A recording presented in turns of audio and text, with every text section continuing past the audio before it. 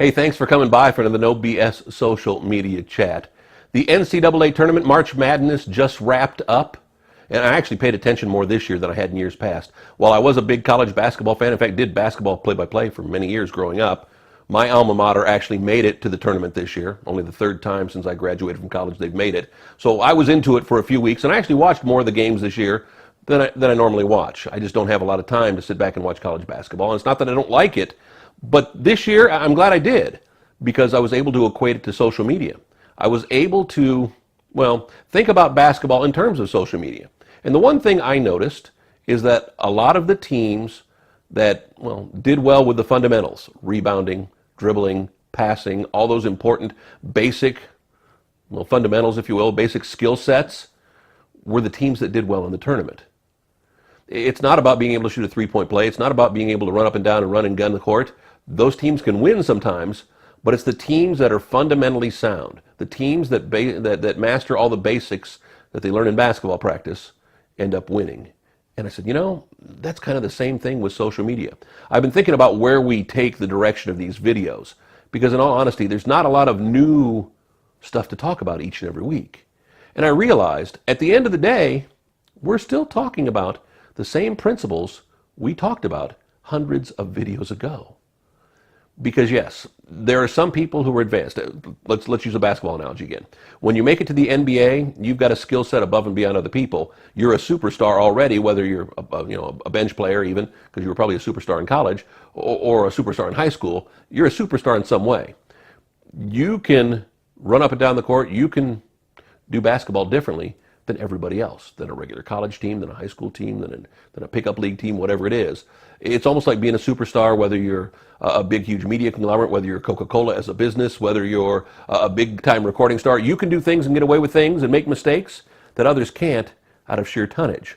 But if you're small and scrappy, and in the case of the NCAA tournament, a Cinderella team, if you will, if you're just doing it all yourself and trying to get the focus on things, you have to master the fundamentals. You have to master the basics. You have to have the plan. We talked about that big time last week. You have to have a plan in place on how you want to grow. I have so many people come up to me and say, you know, give me an idea of what kind of package you can put together, so what kind of campaign you can put together. I'm like, you know what, there are companies who will put together campaigns, and I can put together one for you. But I'd rather master the fundamentals first. I'd rather master the basics and make sure you're doing those things. And 9 times out of 10, when somebody comes to me and says they want me to put together a campaign for them, I say, well, give me some time to focus, give me time to do my research on you. And I look and I go, you know what, a campaign right now isn't going to help you. You may boost you a little bit, but it's not going to boost you and help you in the long run, because really what you need to do is master the fundamentals first, master the basics. And I think that's what we're talking about today, is making sure that you're on point with your message, that everything matches, that everything fits. And again, I say, you know, go back to video number 17. Go back, and it's not even about that. It's about the basics of making sure you're not begging people, making sure that you're staying focused on the social media platforms that are working best for you. Not to say the ones that you like to be on, but the ones that work best for you or most important for you. I ran into this with an artist the other day. He was telling me how great his Instagram is, and he gets all his engagement. I said, okay, how much product do you sell? How many tickets are you selling off of Instagram? How many downloads are you getting? He said, oh, I don't know. I said, well, that's my point. I said, I know one thing. I know the first place somebody goes when they try to track down a recording artist is they look for their Facebook page, because they're usually right there themselves. They have their own Facebook page. And then when you're talking to radio stations, where do they go to learn about you? Your Facebook page. Hopefully to your website, you have that on point, but really it's about the Facebook page. So even if you don't like Facebook, you probably need to pay attention to Facebook. And it varies for every different business. Instagram may be where you need to work more or focus more. Everybody goes, I don't know how. They say to me, I don't know how you do so much Instagram. I say, well, I like it, and I see results from it. I see it build what I'm doing. And again, for me, it's an escape. It's a hobby.